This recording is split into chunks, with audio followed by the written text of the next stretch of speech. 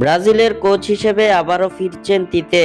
ফিরে আসবে ব্রাজিল ফুটবলের স্বর্ণযুগ। বিস্তারিত জানতে পুরো ভিডিওটি দেখুন এবং খেলার সব আপডেট পেতে সাবস্ক্রাইব করুন আমাদের ইউটিউব চ্যানেলটি ও ফলো করুন ফেসবুক, ইনস্টাগ্রাম ও টিকটকে। দর্শক, তিতেকে আবারও কে কে ব্রাজিলের কোচ হিসেবে দেখতে চান? আপনাদের মূল্যবান মতামত আমাদের কমেন্ট করে অবশ্যই জানাবেন।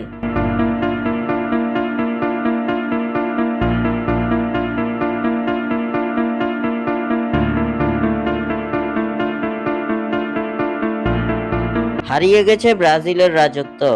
একের পর এক পরাজয়ে নাকাল অবস্থা সেলেসাওদের। 2024 কোপা আমেরিকাতে হোঁচট খাওয়ার পর বিশ্বকাপ বাছাই পর্বের ম্যাচও হোঁচট খেয়েছে ব্রাজিল। সবশেষ বিশ্বকাপ বাছাই পর্বের ম্যাচে প্যারাগুয়ের বিপক্ষে হারতে হয়েছে সেলেসাওদের। প্যারাগুয়ের বিপক্ষে সেই ম্যাচে যেন টালমাটাল অবস্থা ছিল ব্রাজিলের। ইতিহাসের সবচেয়ে বাজে ফুটবলের প্রদর্শনী দেখিয়েছিল ভিনিসিয়াসরা। ব্রাজিলের এমন খেলা দেখে চটেছেন সাবেক সেলেসাও কিংবদন্তিরাও। ব্রাজিল ফুটবলের এমন বাজে দশার জন্য দায়ী করা হচ্ছে কোচ দরিবাল জুনিয়রকে।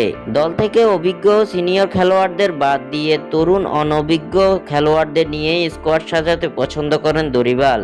ব্রাজিলের ঘরোয়া ফুটবল লিগের খেলোয়াড়দের নিয়ে দল সাজিয়ে পরীক্ষা নিরীক্ষা চালাচ্ছেন কোচ দরিবাল জুনিয়র, যার ফলস্বরূপ কোপা আমেরিকা থেকে নাস্তানাবুদ হয়ে বিদায়ের পর এবার 2026 বিশ্বকাপে কোয়ালিফাই করা নিয়ে শঙ্কা তৈরি হয়েছে, যার ফলে এবার দরিবালকে ছাঁটাই করার জন্য দাবি তুলেছে ব্রাজিল ভক্ত সমর্থকেরা।